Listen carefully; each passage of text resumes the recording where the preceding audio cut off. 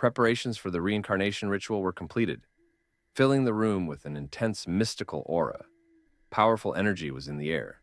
While waiting for the last order from their leader on the altar, surrounded by magical candles emitting ethereal pink lights, lay a motionless man, ready for the next stage of the ritual. General Li Chil-su, a figure of authority and determination, gave the order in a calm but firm voice. "All right, proceed immediately," he said, his gaze steady, making sure the ritual was performed flawlessly. At the same time, in the court of the modern Ming Empire, the real power did not belong to the empress, but to a cunning and ambitious figure acting from the shadows. She skillfully manipulated like a puppeteer in luxurious clothes, directing the affairs of the empire and holding all the levers of power in her hands. This hidden master of intrigue, often referred to as the most brutal villain in history, used her influence over the politics of the empire, subjugating laws and decrees. Her fame was widespread. She was feared and respected as she controlled the fate of the empire with an iron grip. "This is who I am," she finished her thoughts, as if acknowledging her role in the shadowy rule, holding onto the symbol of power that emanated a golden glow. She gazed at the model of the palace in her palm, symbolizing her complete control over all aspects of government, her eyes burning with determination and understanding of the enormous responsibility she had taken on in manipulating the affairs of the state. The same person was credited with the rise to the throne of the third princess, a previously insignificant and almost unknown silhouette. Her powers were so great that it was rumored that she could make birds fall from the sky. "Oh, unbelievable," she muttered, flicking through the book with obvious bewilderment. Her power was immense, but even she had limits, especially when it came to simple human pleasures. Suddenly, she heard a shout of, "You old fool!" and shuddered, turning to the elder with whom she was bound by fate. "Why are you trying to leave this world, old man?" she exclaimed, trying to keep him from taking one last step into the unknown. A young woman, dressed in imperial robes, with a desperate cry, extends her hand to the departing old man, asking why he has decided to leave this world, her eyes full of determination and fear. Her movements are rapid, as if she is trying to hold on to something important. Empress Yuanhua, dressed in traditional luxurious clothes and adorned with a massive crown, adorned with beads and jewels, with a piercing expression of despair on her face, exclaimed, demanding an immediate cessation of this mysterious ritual. Bending over the man lying on the cold stone altar, surrounded by magical candles, Yuanhua, with bitterness and anguish in her eyes, asked the question that had long tormented her heart. "Is this union of yin and yang so important to you that you are willing to sacrifice everything?"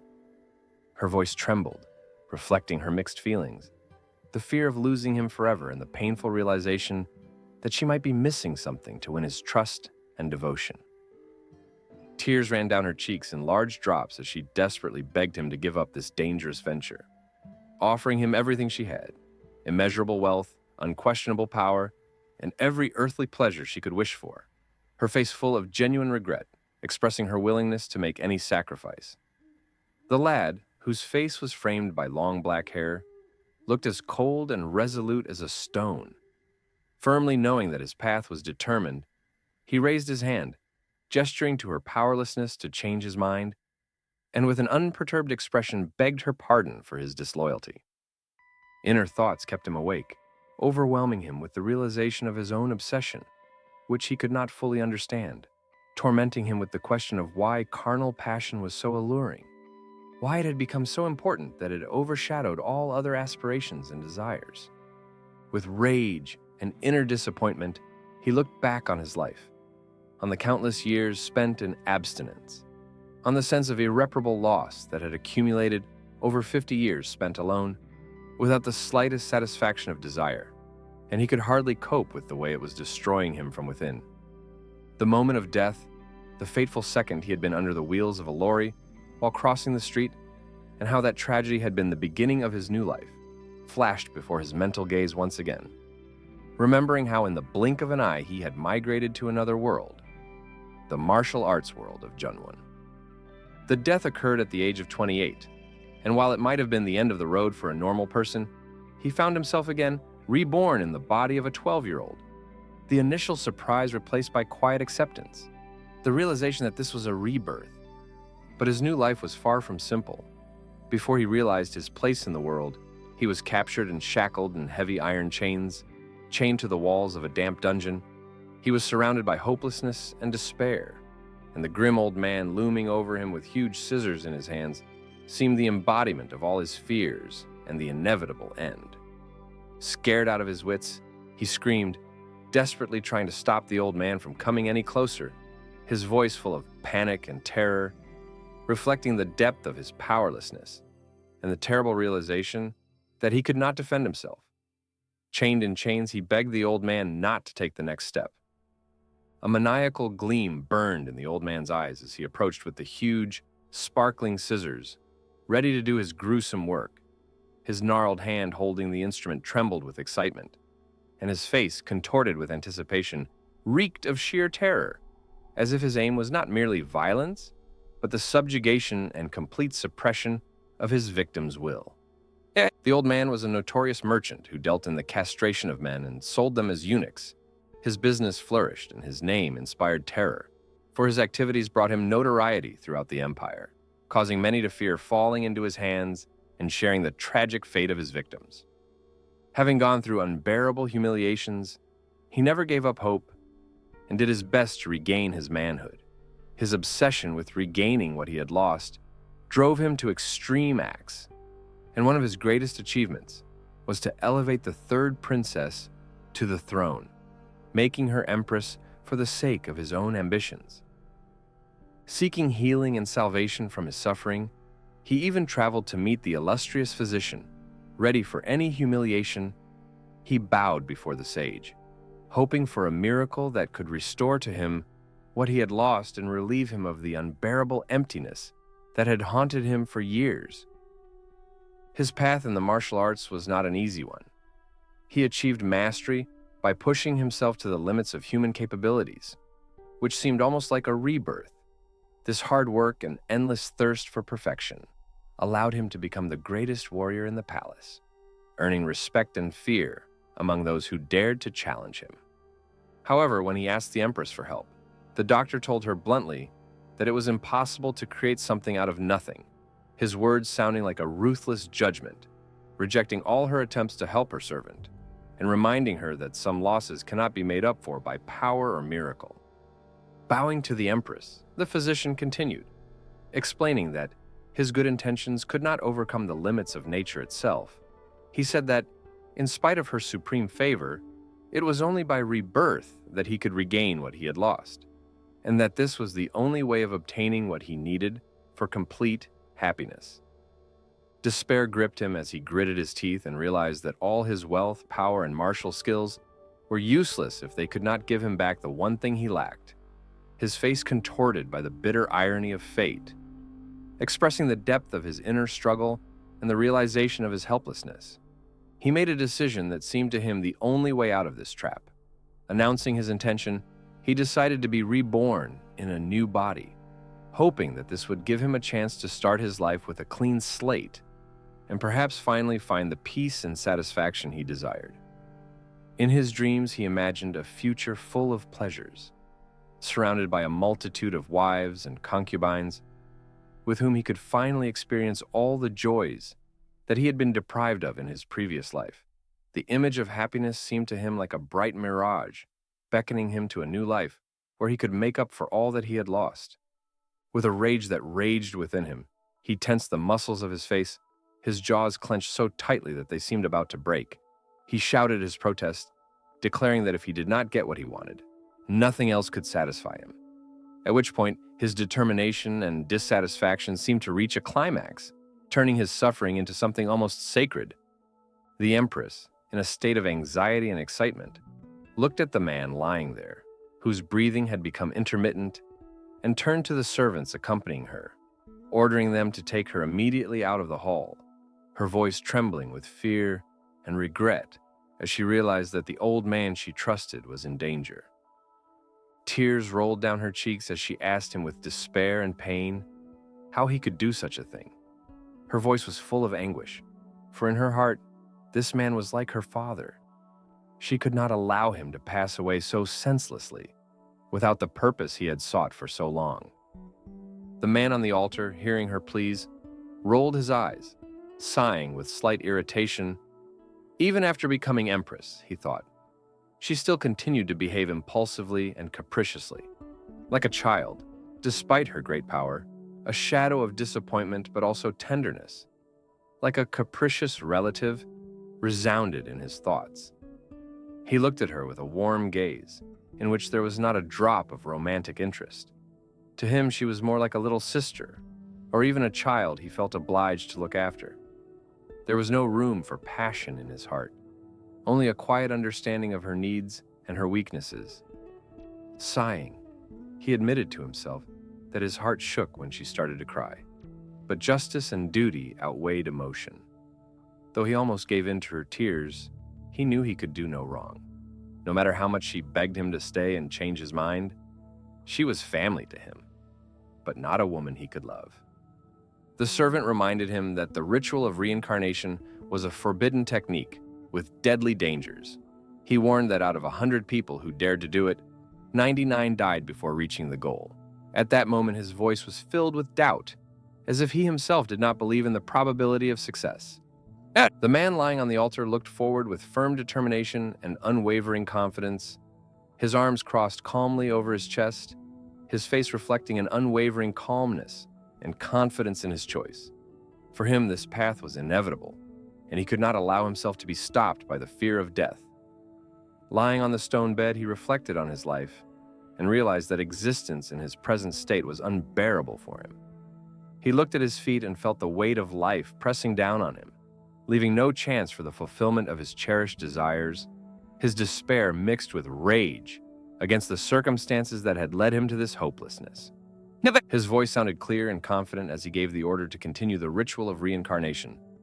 This moment was the culmination of his aspirations and hopes, the fulfillment of everything he so desperately craved, and his eyes glowed with determination before plunging into the unknown, into a world that could give him a second life. The man realized that in his past life, he had already felt all the power and authority he could muster.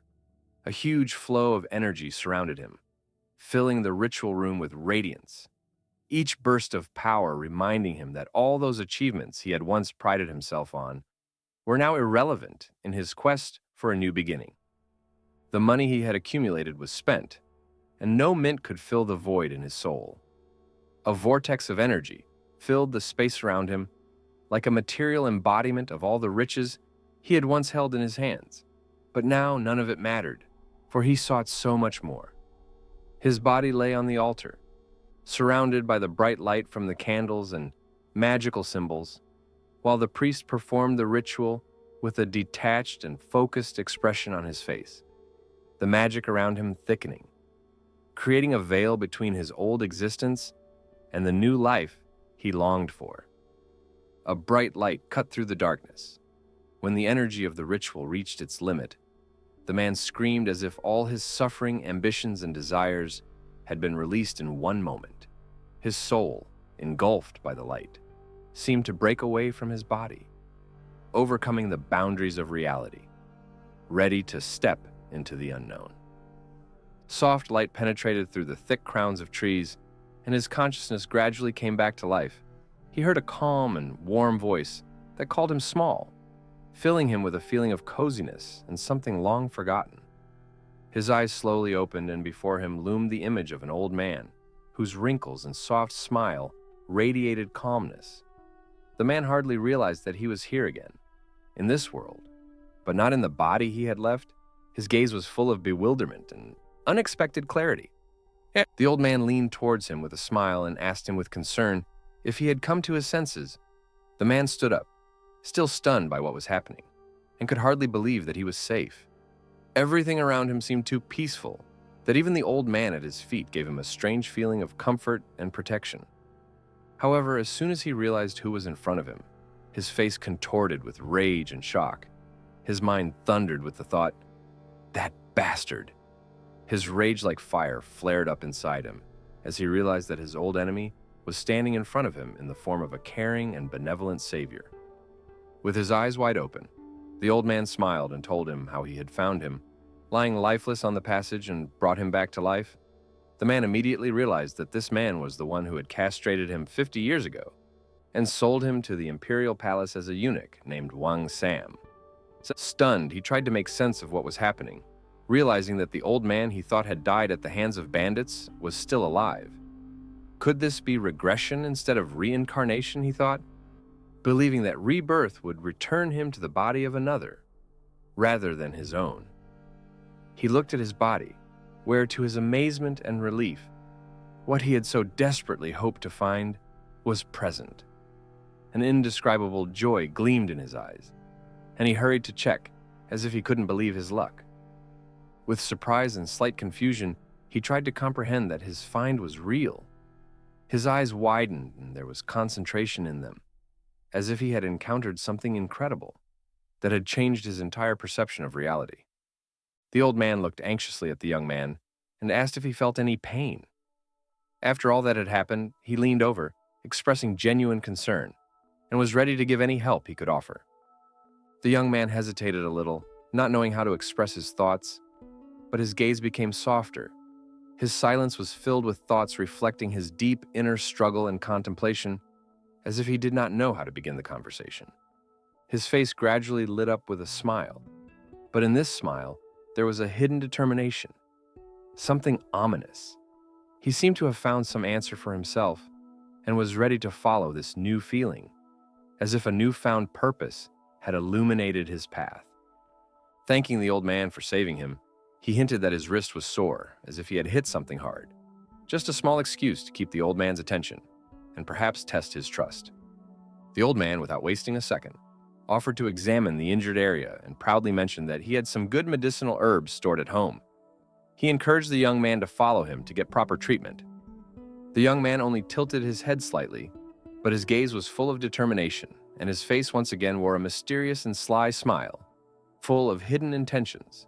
He knew that their meeting was not just a coincidence, and he was going to use it for his own purposes.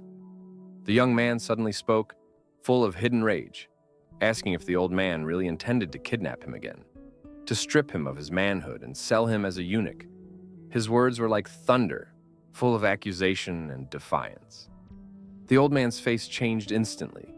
His eyes were full of confusion and fear, and he murmured in a weak voice, trying to understand how the young man could have learnt such a terrible truth from which he himself had long tried to hide. With a powerful impulse, as if transported through decades, he surged forward, and in an instant was able to crush his opponent, using his past martial arts skills, in which each blow was honed by years of training and fierce battles. Though his appearance had changed, the same fire that had once brought him to the pinnacle of the martial arts burned in his soul. The memory of all the fighting techniques remained with him, as did his thirst for revenge for injustice. Sick with resentment, he asked an agonizing question. His words, like a dagger, penetrated the heart of his tormentor, forcing him to remember the moments of betrayal and leaving him helpless in terror and fear. Blazing with anger and thirst for justice, he attacked his enemy with fury, leaving him no chance for mercy, only bitterly remembering his lost dignity. His words were soaked with bitterness as he recalled his past filled with torment, for he had lost the most important thing that made him a man, and now he demanded payment for his suffering. Now, standing over his defeated enemy, he felt a strange satisfaction that filled his heart, as if a long-awaited triumph had been achieved that had restored a modicum of justice. 50 years had passed since he had last felt this power in his hands, 50 years of pain and humiliation, and now was the moment to return and revive his essence. He looked at his defeated enemy, and a strange sense of satisfaction filled his soul, for it was these years that had made him what he was now, strong but wounded as never before. Sitting on his throne, surrounded by power and wealth, he suddenly realized that all these achievements had not brought him true happiness, for the thirst for revenge still tormented his heart. But now, turning his eyes to the new day, he felt that everything had changed, that he had become a different man, wiser and stronger, ready to face the future with a pure soul and a bright desire for freedom. Standing over the body of the defeated enemy, the protagonist looks at the surroundings, immersed in his own thoughts. He cuts the last ties with the past, convinced that whether he is reborn or back in time, it no longer matters to him. In response to the surge of emotion, his fist clenches so hard that blood seeps through his clenched fingers, reflecting all the determination that filled his heart and mind. Raising his fist as a sign of his vow to himself, he enthusiastically proclaims, "From now on, my goal in life is to find personal happiness." His voice echoing through the forest, filled with determination to change his destiny. In the glow of new power, his body bursts into flames as if the light itself descends upon him, endowing him with new vitality. Every cell of his being seems to be filled with unprecedented strength and thirst to live in a new way. The hero, confident in his path, sits on a rock with a staff in his hand. As if on a throne, his gaze shows a new confidence and purpose. Reflecting the changes that have taken place within him, he expects new encounters,